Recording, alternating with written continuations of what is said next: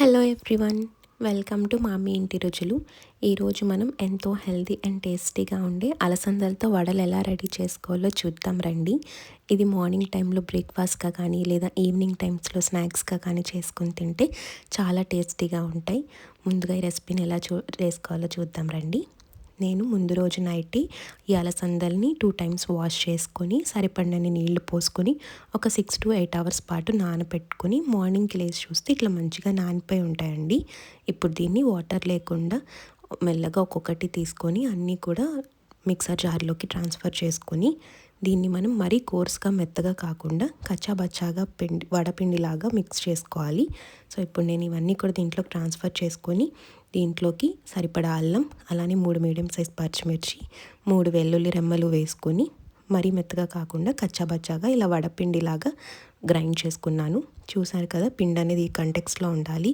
ఇప్పుడు దీన్ని ఒక బౌల్లోకి తీసుకొని దాంట్లో సరిపడా ఉప్పు, అలానే సన్నగా తరిగి పెట్టుకున్న కరివేపాకు, అలానే 3 మీడియం సైజ్ పచ్చిముక్కని ఇలా చిన్న చిన్నవిగా కట్ చేసుకొని వేసుకొని ఒక మీడియం సైజ్ ఆనియన్ని కూడా కట్ చేసుకొని వేసుకొని సన్నగా తరిగి పెట్టుకున్న కొత్తిమీరని కూడా యాడ్ చేసుకొని మనకి 1 టీ స్పూన్ జీలకర్ర కూడా యాడ్ చేసి మొత్తం అంతా కూడా పిండిలో కలిసే వరకు తిప్పుకోవాలండి. ఇక్కడ మనం వాటర్ అనేది యాడ్ చేయక్కర్లేదు.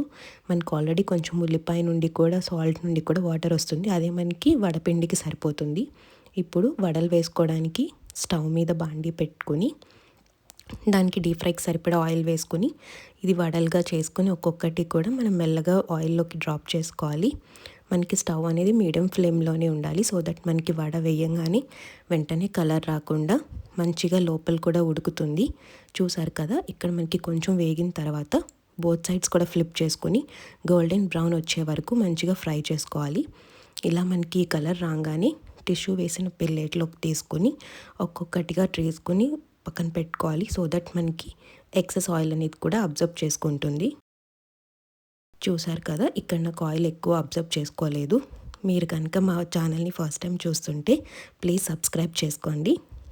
ఇలా నేను వేసిన వడలన్నీ కూడా ప్లేట్లోకి తీసుకుని టిష్యూలోకి పెట్టుకుంటున్నాను, సో దట్ మనకి ఆ ఎక్సెస్ ఆయిల్ అంతా కూడా అబ్జర్వ్ అవుతుంది. నాకైతే కనుక ఇక్కడ ఎక్కువ ఆయిల్ అబ్జర్వ్ అవ్వలేదు. ఒక 2 to 5 minutes పాటు అలానే ఉంచేస్తే ఆయిల్ బయటకు వచ్చేస్తుంది. ఇప్పుడు దీన్ని సర్వింగ్ ప్లేట్లోకి సర్వ్ చేసుకుని మనం ఎప్పుడు తినేలా టొమాటో పచ్చడి, అల్లం పచ్చడి లేదా టొమాటో కెచప్తో తింటే చాలా టేస్టీగా ఉంటుంది. చూసారు కదా, మీకు కనుక మా రెసిపీ నచ్చినట్టయితే తప్పకుండా ఈ వీడియోని లైక్ చేసి సబ్స్క్రైబ్ చేసుకొని మీరు కూడా ఈ రెసిపీని ట్రై చేసి ఎలా వచ్చిందో మాకు తప్పకుండా కమెంట్స్ రూపంలో తెలియజేయండి. Please like, comment and subscribe మా మీ ఇంటి రుచులు.